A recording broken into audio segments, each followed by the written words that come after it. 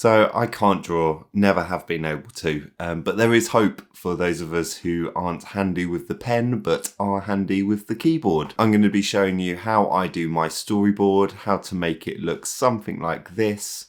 Roll that intro.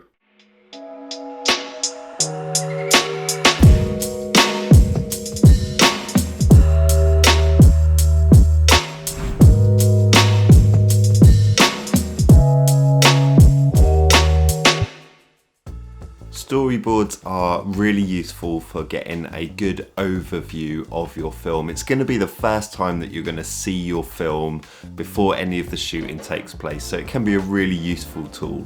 It's going to help you to see what sort of angles you're using.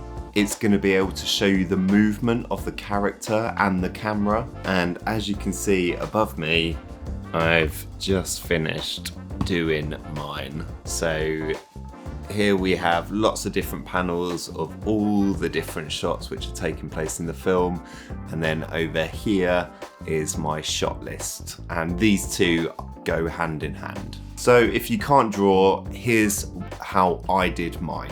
This is going to be a bit of a technical video, but don't worry, I've found a point where you can skip ahead in the video and bypass all of that boring stuff.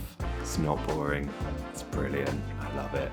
Okay, so what I'm going to do here is I've set up just a really blank space in a spare room. I've got a chair, and I'm basically going to take pictures of myself in lots of different positions, lots of different options that might feature in the film.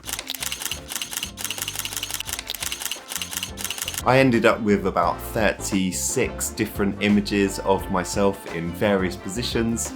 So we're going to put these into Photoshop now and make them vector images, which means that we're going to get rid of the background, make them transparent so that we can overlay them onto other bits of the footage. If you're not interested in this, you can skip ahead, go to 5 minutes 15 seconds, and all of this will be done. But it is interesting. Don't skip ahead, but do if you want. It's your choice. Give it a minute, see how you go.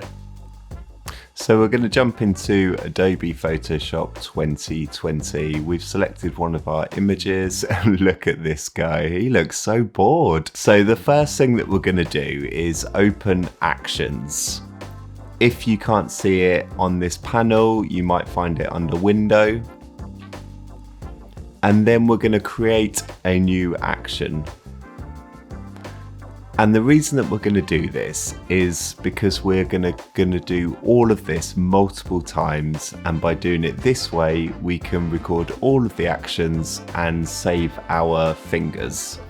You can have a look at this tutorial, I've put it in the comments below, so I'm just going to skim through these actions now. So now that these actions are being recorded, background, we duplicate this. And then with the top layer selected, we click Remove Background. We go to Image, Adjustments, Desaturate. Then we're going to duplicate this again, go Adjustments, Invert. We're going to change the blending mode to Color Dodge, giving us a nice alpha image. Then we're going to convert to Smart Object, which means that we can work non-destructively. We're going to go to Filter, Blur, Gaussian Blur, and then we can start having a look at the different parameters here. So we could go down or up. I think I'm going to set mine to around about 16. Yeah, that looks good. I'm happy with that. So now we've got all of our other images open. Because we recorded these actions, what we can do now is magic. We click on the heading, click play, and this will happen. There we go.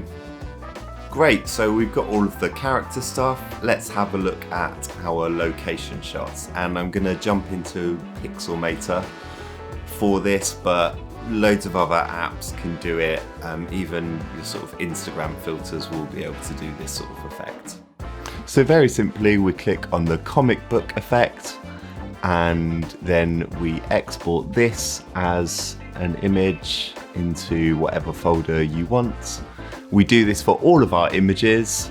Okay, we're making good progress. We've got all of our character vector images, we've got all of our location shots in different styles. So now we're going to put all of these into our editing program. I'm using Premiere Pro, but you can use Final Cut, iMovie, any other editing program will have these capabilities.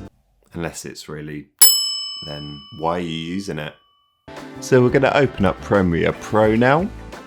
We're gonna find the folder with all of your images in. So let's take this one, for example. We're gonna right click on this and we're gonna select create new sequence. So this will give us the right sort of dimensions for it. So this is a shot which I know I'm gonna use and I'm gonna be walking past here. So now we're going to navigate to our vector images that we took earlier. And what I've done is that I've categorized them walk-in, stand-in, headshots, hats. So we're going to go for walk-in, and I should have labeled these walk left, walk right, but that's okay. Just going to scroll through now and find the right one. Okay, great. So we're going to select this. We're going to put this into our timeline. And this is the great thing about working digitally, is that we can start to manipulate these images to recreate our shot. So with my image selected, I'm going to scale that down. I'm going to move it over here.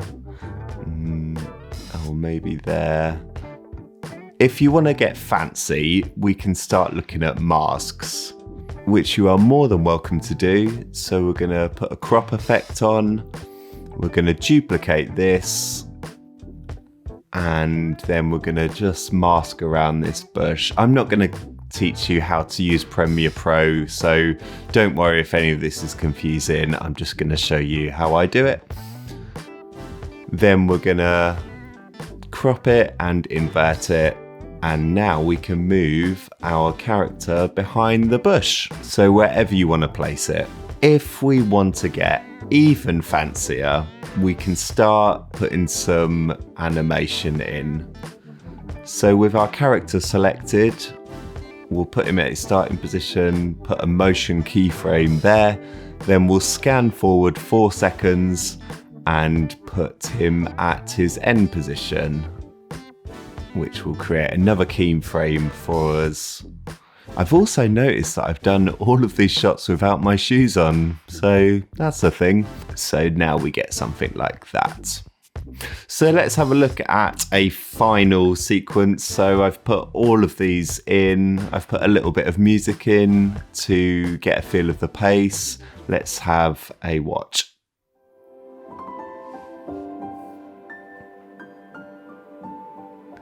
So we're looking at character movements, shot angles, and structure.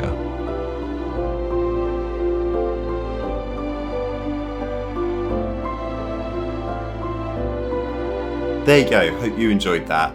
As I said throughout this tutorial, you don't have to use these specific programs. Again, much like the shot list, this is all about your preference. As long as you understand it, I would really recommend having a storyboard, some sort of visual reference for your film before you go out and start shooting. So at the moment, I am in full production mode with the film. It's going really well. I've only got about 15 more shots to get to complete my... I'm so rubbish at this pointing thing. It's that one. I've only got about 15 shots left on my shot list to get, which is great. Also, panic over with the dot on the image. It was just a little speck of dust on the sensor, and I cleaned that. And I will put a link in the description below for how to clean your sensor. Next time, we're going to be having a look at the equipment that I'm using, a full breakdown of that, as well as how to set up each shot. Give this video a like, subscribe to the channel, and I will see you next time.